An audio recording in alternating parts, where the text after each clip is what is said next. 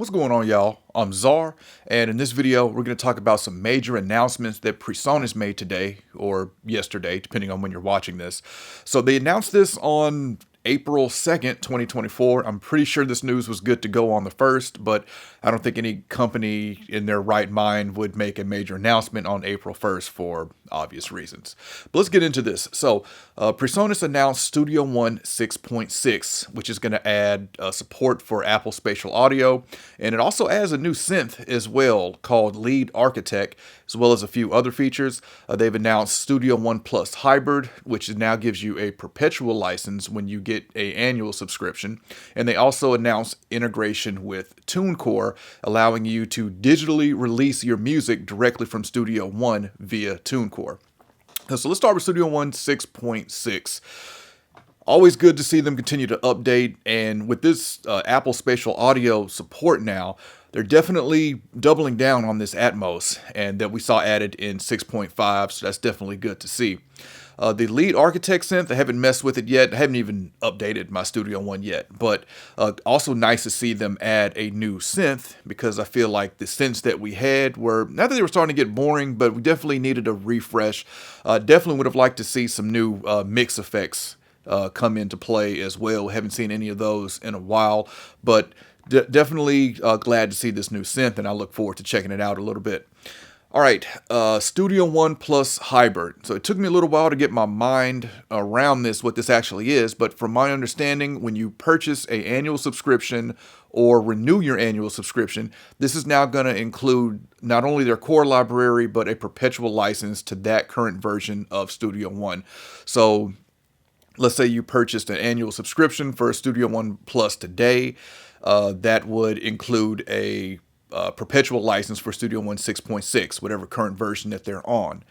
Now, this is a pretty cool move. I don't know if any other company is doing this, and it kind of kills the perpetual license for Studio One to me, because why would you pay $3.99 for a perpetual license for Studio One Pro when you can get the subscription for, I forget what the subscription is, I think it's $179.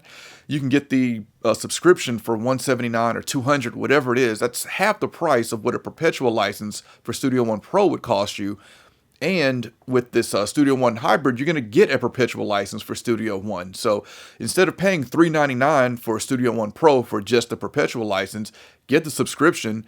If and whenever you cancel it, you still keep your perpetual license to Studio One Pro.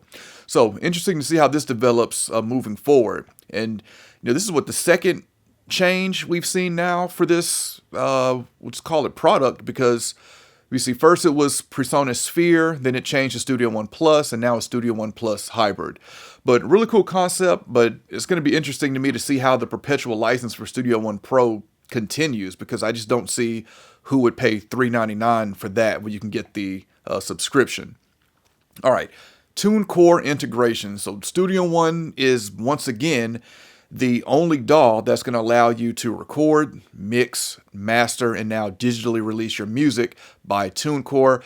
They had this service early on in Studio One. I forget what company it was through, but when that ended, I figured that it would be brought back at some point. And with TuneCore is definitely a more recognizable name than the other company that I was with. Like I said, I can't remember who they were, but TuneCore, very recognizable brand. And I think I saw somewhere that you can get, as Studio One users, 50% off TuneCore plans right now.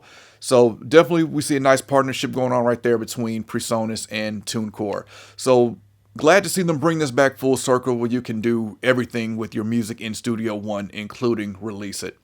All right, definitely comment and let me know what y'all think about these changes. Also want to point out, if you go to the Studio One Plus website, I haven't been there in a while, I was browsing it today looking at these changes. There's a pretty cool timeline that shows what version of Studio One that we're on and what was announced in that version, also when it was released. And you can kind of scroll down and see a cool timeline on the site, so definitely check that out. But yeah, let me know what y'all think of these changes, or these announcements, I should say. Well, I guess changes too, according to Studio One Hybrid being announced. But definitely let me know what y'all think of this. And if you enjoyed this video, I appreciate a thumbs up. And if y'all want to continue to see content from me, then y'all know what to do.